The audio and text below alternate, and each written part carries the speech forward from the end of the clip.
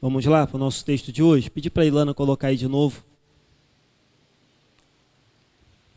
Verso 4. Diz: restaura-nos, Senhor, a nossa sorte como as torrentes do Negueb. Queridos, a gente está no Salmo 126, verso 4. A gente leu o Salmo todo, eu vou meditar um pouquinho no Salmo todo, mas a minha principal ideia dessa noite é acerca da restauração do Senhor. Hoje é a terceira pregação que eu estou fazendo acerca da igreja. Então, semana retrasada nós falamos quais são os perigos que podem levar uma igreja à morte. E aí nós falamos que quando uma igreja abandona a pregação do evangelho, ela corre risco de morrer. Quando uma igreja começa a imitar o mundo, ela corre risco de morrer. Quando uma igreja começa a se enganar, a dizer que tudo vai bem, quando na verdade tudo vai mal, quando uma igreja começa a viver de aparência, uma igreja está indo para a morte. Isso foi semana retrasada. Semana passada nós falamos que Jesus é o único remédio para uma igreja enferma ou para um cristão enfermo. Então, se você não escutou nenhuma dessas duas pregações, já estão no WhatsApp. A de semana passada eu mandei aí hoje. Então, é Apocalipse 3, as duas pregações. E hoje eu queria falar sobre restauração, porque o salmista no verso 4, ele clama e diz: restaura-nos, Senhor. Então, a gente está analisando alguns problemas que a igreja pode passar. E nesse caso aqui, o salmista olha para Deus numa situação difícil em que eles estavam vivendo e clama: Senhor, nos restaura. Assim como o povo de Deus no Antigo Testamento, vocês os aqui que já leram bastante, sabe que o povo por diversas vezes precisou de um renovo, precisou de libertação, precisou do despertamento de Deus, do agir de Deus. Vira e mexe o povo precisava. A igreja de Deus não é diferente. Nós ainda não estamos no céu, nós ainda não fomos glorificados, a igreja não foi ainda totalmente aperfeiçoada. Então, constantemente é necessário que eu e você também clamemos a Deus e digamos: Senhor, restaura-nos, restaura a nossa sorte. Então, a igreja precisa aprender a clamar. A gente, por muitas vezes, só fica murmurando, fica chateado, fica reclamando, bota a culpa no outro. Às vezes a gente até identifica: a igreja está passando por aquele problema, mas a gente esquece de clamar. Ou a gente tenta, e eu, pastor, posso correr esse risco, tentar resolver o problema com as minhas próprias mãos. Mas não é isso. Esse salmo nos ensina, primeiro, a lembrar dos livramentos que Deus deu no passado. Segundo, olhar para o presente e pedir que Deus continue a agir e transformando a sua igreja, e olhar para o futuro sabendo que, ainda que agora nós estejamos semeando e chorando, a promessa é que nós voltaremos com os nossos feixes e com júbilo. Então esse salmo ele fala do passado, do presente e do futuro. É disso que eu quero analisar aqui agora rapidamente. Então a primeira aplicação que eu quero fazer é: um passado de vitória nem sempre corresponde a um presente de vitória. Deixa eu explicar o que eu quero dizer. Às vezes a gente teve um passado de vitória, às vezes a gente viveu uma vitória, um momento muito impactante de Deus na nossa vida, e a gente acha que dali para frente aquilo vai ser uma rotina. Eu caí nesse conto. Eu achei que quando confessei Jesus como Salvador, e aquele momento de alegria, de fervor espiritual, de gozo, de felicidade, eu achei que dali para frente ia ser só vitória, ia ser só bênção, ia ser só notícia boa. E os problemas começaram a surgir. E eu confesso que no início, novo convertido, eu me assustei um pouco, porque eu achava que um passado de vitória, porque Deus me encontrou e mudou a minha vida, garantiria para mim uma vida toda de tranquilidade. E é isso que a gente percebe aqui. O Salmo começa dizendo assim: quando o Senhor restaurou a nossa sorte, ficamos como quem sonha. Então ele está falando do passado, quando o Senhor nos libertou. Qual é o contexto aqui? O povo de Israel tinha sido libertado há muitos anos atrás do Egito, o tempo passou, o povo foi levado cativo de novo, foi levado para o exílio, agora na Babilônia. O povo ficou 70 anos na Babilônia e Deus tinha os libertado da Babilônia. Então o salmista diz: olha, quando o Senhor nos restaurou, quando o Senhor nos livrou, quando o Senhor nos tirou lá da Babilônia, nós ficamos tão impressionados, tão impactados, que a gente começou a achar que a gente estava sonhando. O milagre, o mover, o poder, o agir de Deus, o impacto impacto de Deus naquele povo foi tão grande que eles falaram, não é possível, é mentira, me toca aqui para ver se eu estou acordado, me belisca para ver se eu não estou sonhando. Então o passado do povo de Deus era um passado de libertação, de vitória, de milagre, de poder, de água sobre a rocha, de abrir mar vermelho, de maná descer do céu, de Deus mandar codorna para o povo parar de reclamar que não tinha carne. Era um passado poderoso, E o milagre foi tão grande que o texto diz assim, então a nossa boca se encheu de riso e a nossa língua de júbilo. Entre as nações, o milagre foi tão grande que os ímpios, as nações que estavam em volta de Israel diziam, entre as nações se dizia, grandes coisas o Senhor tem feito por eles. O milagre de Deus foi tão grande que até o ímpio percebeu que algo estava acontecendo. Mas aí você percebe, como eu disse, que aquilo que Deus fez no passado, ou uma vitória no passado, não garante uma vida, um presente sempre de vitória. Não quer dizer, a gente não deve confiar, é isso que eu quero dizer, no passado. A gente deve confiar no Deus do passado. O Deus que mudou o nosso passado, o Deus que agiu em nosso favor no passado. Mas se a gente começar a confiar no passado, não, porque no passado eu fiz isso, no passado eu fiz aquilo, então isso vai me garantir. A gente trabalha, estuda, guarda dinheiro, faz faculdade, faz concurso, pensando que um passado estruturado vai garantir um presente e um futuro correto. Mas isso é bobagem, irmãos. Eu não estou dizendo aqui que a gente não deve fazer nada disso. A gente deve fazer tudo disso.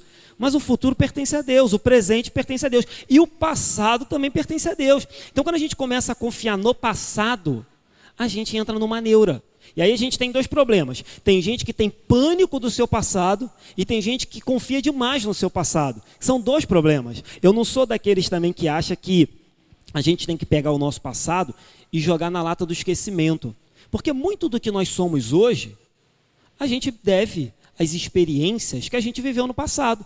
Quando a gente errou e quebrou a cara, quando a gente errou e foi exortado, quando a gente pecou e foi disciplinado, quando a gente acertou e Deus nos abençoou. Então o nosso passado, ainda que ele não seja perfeito, de ninguém aqui é, ele serve sim como aprendizado, como experiência, como formas de olharmos para trás e dizer, olha quanta coisa Deus já fez, olha quanto livramento Deus fez. Então o passado não serve nem para que a gente se apegue a ele, nem para que a gente tenha a ojeriza dele, nem para que a gente diga, meu passado é tão ruim que Deus não pode fazer nada por mim.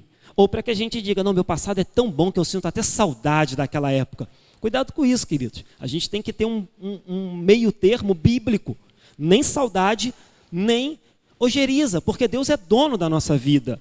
Então, entenda, o passado não é garantia de um presente e de um futuro pleno, mas sim a presença de Deus. Então, quando a gente começa a confiar no passado em vez de confiar em Deus, tudo vai começar a desandar na nossa vida. Então, Deus deve ser a nossa torre, o nosso castelo, o nosso socorro bem presente na hora da tribulação. Por isso que muita gente e muitas igrejas entram em pânico, porque olham para a sua situação aqui e agora, olham para o seu passado e começam a se desesperar. O que vai ser do meu amanhã? O que vai ser da minha vida agora? Perdi o emprego, meu marido foi embora, descobri que estou com câncer. Ai meu Deus, o que vai ser da minha vida? Calma aí. Se a nossa vida estiver alicerçada em Deus e na palavra dele, não importa, irmão, como foi o passado, como tem sido o presente e como será o futuro, porque a gente sabe que todas as coisas estão debaixo da boa mão de Deus. Então, guarde isso.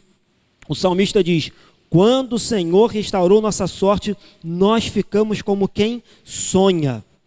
Nós não podemos viver no passado, nem do passado. Há um ditado, muito conhecido no meio do futebol, que diz que quem vive de passado é museu. Então a gente não vive do passado, a gente não vive no passado, mas a gente entende que nosso passado foi transformado por Jesus Cristo de Nazaré. E aí o povo de Deus olha para aquele passado e diz, quando o Senhor restaurou nossas sortes, nós ficamos impactados. Então talvez o povo tivesse acreditado que por Deus ter sido um Deus poderoso no passado, dali para frente era só praia, sombra e água fresca. Só que as coisas se transformam. E aí quando o texto segue e chega no versículo 4 e o salmista clama, restaura-nos, Senhor, muitos não entendem por quê. É porque, embora Deus tenha libertado o seu povo da Babilônia, Quando o povo chega de novo em Israel, a terra estava arrasada. Os inimigos haviam destruído os campos, e os campos que ainda restavam estavam tomados por nações inimigas. O povo voltou para casa, mas tinha fome, opressão, perseguição, dificuldade. Então o presente de Israel era um presente difícil. Se você depois estudar, e aí é até uma crítica, né, ao povo de Israel, a situação era tão difícil que teve gente que não quis voltar. Teve gente que falou, que voltar o quê? Eu vou ficar aqui na Babilônia. Sou escravo, mas aqui eu tenho comida, bebida e roupa lavada, tenho casa, não preciso fazer nada. Eu tenho uma miséria, é aquilo que a gente costuma dizer, né? É tipo o povo brasileiro que se contenta com pouco. Se conseguir comprar uma cerveja para assistir o futebol, né? E fazer um churrasco, o povo está satisfeito. Está sendo roubado, está sendo maltratado, está sendo enganado pelos políticos a cada 4 anos que passa. Mas tá bom, tem um dinheiro para comprar uma cervejinha e queimar a carne, o povo está satisfeito. O povo de Israel estava assim. Falou, que voltar o quê? A gente vai ter que trabalhar a beça, tem inimigo lá, vou ficar por aqui mesmo. Aqui tem comida, bebida. Então muitos não quiseram voltar, porque o presente era um momento difícil. E aí, a gente olha para a nossa vida e percebe isso. A gente tem vivido um presente difícil. A gente tem vivido tempos difíceis. Mas eu já falei isso aqui na igreja, e a gente aprende isso com o salmista.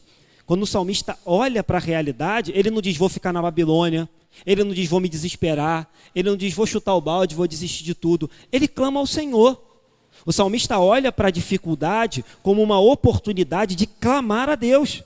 Ele lembra que no passado Deus já tinha restaurado o povo. Ele diz, quando o Senhor nos restaurou, ficamos como quem sonha. Ele lembra, ele diz, olha, o Senhor já fez tanta coisa na nossa vida, que eu nem acreditei, que eu achei que era um sonho. Por que agora eu vou me desesperar? Por que agora eu vou temer? Por que agora eu vou ficar na Babilônia? Por que agora eu vou me contentar em ser escravo? E aí ele começa a clamar e diz, restaura, Senhor, a nossa sorte como as torrentes do Negueb. Então, irmãos, aprenda isso. Olhe para o passado, lembre do que Deus fez, veja o que Deus fez e guarde no teu coração com gratidão. Olhe para o presente, e se o presente for um presente de dificuldades, não se esqueça que o mesmo Deus que agiu no passado pode agir no presente, como também pode não agir. Isso é uma verdade. O deserto faz parte, meu irmão.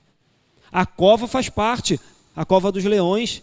O vale de ossos secos faz parte da nossa vida. O povo evangélico esqueceu um pouco dessas coisas. O povo evangélico, digamos, até que rejeita hoje em dia essas coisas. Você falar de fornalha, de vale, de deserto, de dificuldade, você falar de prova, o povo se assusta. Que é isso, pastor? Eu vim aqui para ouvir que vai dar tudo certo, que é só bênção. Mas não é. Então, o salmista olha para o seu presente e diz, epa, calma aí. O meu Deus é o Deus dos impossíveis. Assim como a gente não pode ficar preso no passado, a gente também não pode olhar para o presente e ficar preso e desesperado. Porque eu sempre digo isso. A gente falou sobre Apocalipse, né, semana passada. O Apocalipse está escrito, irmãos. No final a igreja é vitoriosa. No final Jesus reina. No final todo joelho se dobrará, toda língua confessará que Jesus é Senhor. Então o nosso presente, ainda que atribulado, no final as promessas de Deus se cumprirão, porque aquele que prometeu é fiel para cumprir. É isso que diz a minha palavra. Ele não é homem para que minta, nem filho do homem para que se arrependa, dizendo ele, ou agindo ele, quem impedirá? Ninguém. Então, o nosso passado não é uma garantia de que o presente vai ser relax, mas o nosso presente também, se ele está sendo difícil, atribulado, se ele está sendo calamitoso, não é uma garantia de que nós vamos morrer assim. Infelizmente, tem muito cristão se desesperando no tempo que a gente está vivendo. Essa semana eu estava ouvindo uma história, não era cristão a pessoa, mas um pai cometeu um ato impensado, uma loucura, provavelmente por olhar a vida como ela está, o tempo que a gente tem vivido, e um pai tirou a sua própria vida. E aí ele deixou uma carta para o seu filho de 9 anos dizendo, cuide da sua mãe. Primeiro, se já é uma loucura, um ato impensado, se já é uma grande besteira, tirar a sua vida, você ainda passar para uma criança de 9 anos a responsabilidade de criar da mãe, que você deixou, por causa de uma covardia, é uma loucura. Então as pessoas chegam a esse ponto. Essa semana eu mostrei para Rogério, Eu ainda tenho alguns amigos na polícia militar, e uma policial militar de 30 anos, com um filho de 4 e um filho de 5 meses, tirou a sua vida com a sua própria arma, agora, ontem de ontem. As pessoas olham para o presente e se desesperam, porque elas acham que tudo que elas estão vivendo aqui agora, a vida se limita a isso. Lembra quando, eu não sou dessa época, mas eu ouço falar que quando a Bolsa de Nova York quebrou, quando o Collor tomou o dinheiro do povo aí, teve gente que se matou, porque se viu duro. E se dureza fosse motivo para morrer, quantos aqui já estariam mortos, irmãos? Eu lembro de Dona Maria, eu conto isso para todo mundo, Lorena, que quando eu vou na casa de Dona Maria, ela diz assim: pastor, eu sou rica. Tinha que ver, pastor, a gente não tinha uma sandália para calçar. Ela começa a contar do passado dela. Meus irmãos, Dona Maria tem 96 anos, tem noção?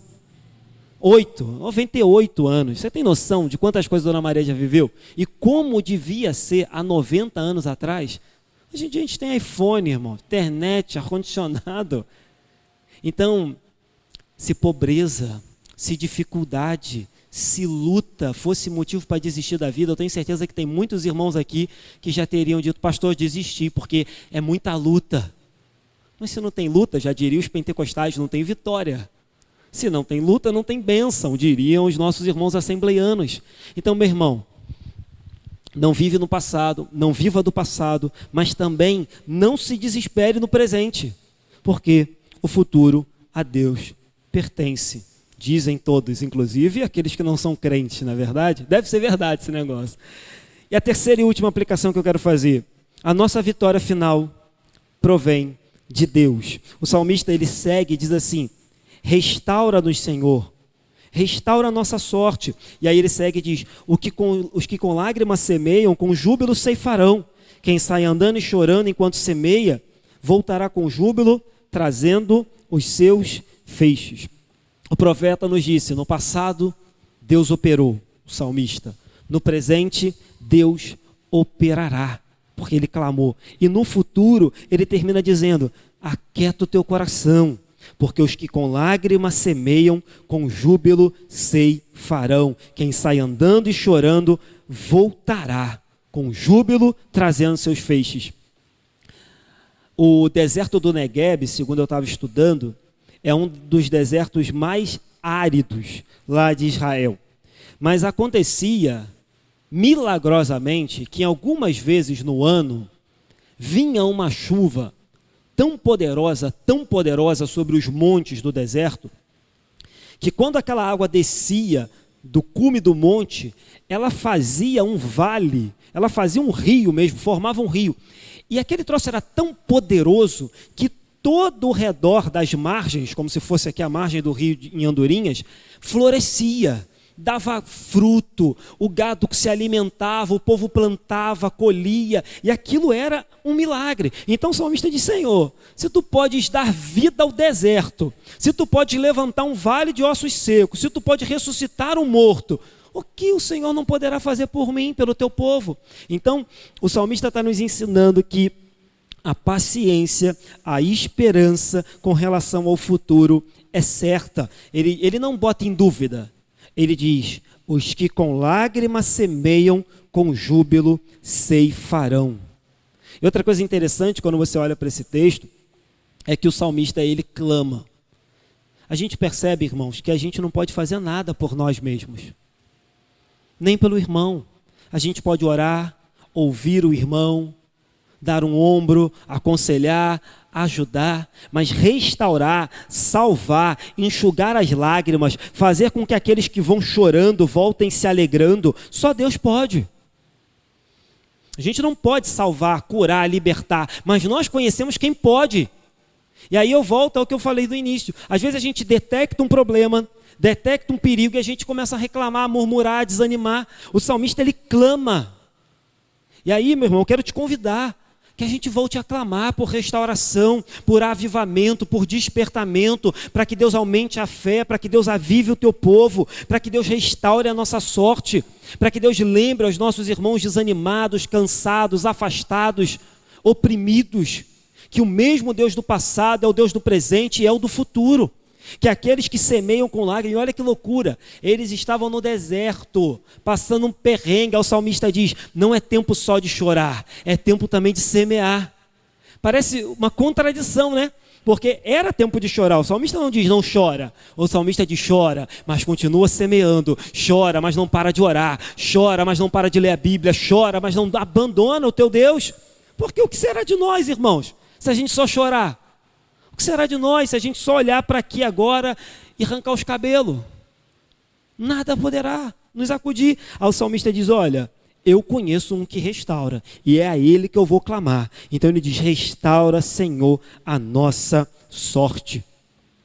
A nossa participação é essa: orar, clamar, pedir, insistentemente, bater, buscar ao Senhor, porque Ele fará um milagre. O mesmo Deus que fazia chover no deserto e que fazia brotar no meio de terra morta, é o Deus que opera na vida da igreja e na minha e na sua vida. É o Deus que operou na vida de Israel e continua operando. Então a nossa participação tem que ser como a do salmista. Oremos, clamemos, imploremos a Deus, restaura-nos, Senhor, a nossa sorte. O milagre é uma obra de Deus.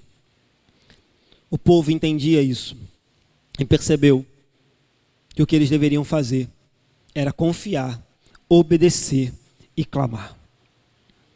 O meu desejo nessa noite, para a minha vida e para a vida da Igreja Evangélica Congregacional de Andorinhas, é que Deus faça fluir na nossa vida um rio de água viva, como Ele fazia no deserto, que nos renove, nos avive, nos desperte, nos revitalize, nos dê coragem, intrepidez, nos dê fé, esperança, perseverança, nos dê olhos espirituais, a certeza da vida eterna, a certeza da salvação, a certeza de que esse tempo presente não se compara às glórias do porvir.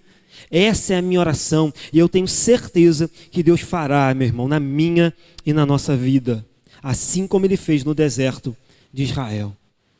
Porque Ele é o Deus de ontem, de hoje e sempre será. Deus de longe, Deus de perto, Deus que não desampara.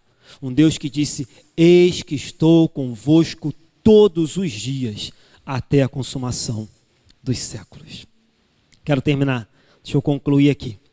Então a gente aprendeu com esse salmo a olhar para o passado com gratidão, olhar por presente com cautela, e olhar para o futuro com esperança. Do passado eu tenho gratidão, da onde Deus me tirou. Do presente eu tenho cautela, porque eu sei que isso passará.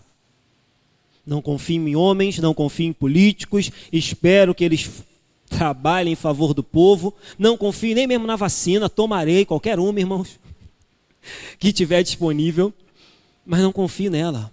No presente eu espero em Deus, e no futuro eu aguardo as suas promessas, porque elas se cumprirão. Então, ainda que os dias atuais sejam dias de deserto na sua vida, eu não sei como você tem vivido, mas se você tem vivido no deserto, Deus pode fazer da tua vida rios de água viva. E por último aqui, a perseverança em semear, mesmo em meio ao choro, é a certeza de que voltaremos com alegria. Essa é uma promessa que a gente deveria tomar posse. Eu já falei aqui na igreja algumas vezes sobre o cristão não ser alegre. Já falei aqui. E aí a gente gosta muito desse versículo e todo mundo sabe que a Bíblia diz que Deus enxugará dos olhos toda a nossa lágrima. Mas Ele não só enxugará a lágrima, Ele também nos dará alegria, irmão, satisfação, vida plena, vida feliz, sabe? Acordar de manhã e falar, Senhor, louvado seja o Teu nome por esse dia. Botar a cabeça no travesseiro e falar, Senhor, muito obrigado. Mais um dia que se foi. Sentar à mesa e dizer, Senhor, obrigado. O alimento não tem faltado, o sustento não tem faltado. Alegria de ver esse mundo ainda que se perdendo e dizer, Senhor, o Senhor ainda está salvando, curando, libertando. O mundo está entregue ao diabo, mas ainda tem pessoas ouvindo a tua voz, tem gente se arrependendo, tem gente se rendendo, tem povos que nunca ouviram falar de Jesus recebendo missionários. Deus também dá alegria. Ele diz, os que com lágrimas semeiam, com júbilo ceifarão. Quem sai andando e chorando enquanto semeia, voltará com júbilo, trazendo os seus feixes. Não sei quando será. Não sei se daqui a 1 ano, 2, 5 ou na eternidade. Mas as nossas lágrimas serão enxugadas e a nossa boca se encherá de riso e nós diremos uns aos outros: estamos sonhando. Eu fico pensando que quando eu chegar no céu, talvez essa vai ser a minha reação. Talvez olharei para vocês e direi: meus irmãos, é verdade? Me belisca aqui, é o céu mesmo ou a gente está sonhando? Será que a gente entrou num mistério e está sonhando? Ou será que é real? E aí nós perceberemos que as promessas de Deus se cumpriram na minha e na sua vida. Demore o tempo que demorar, Ele virá. Amém?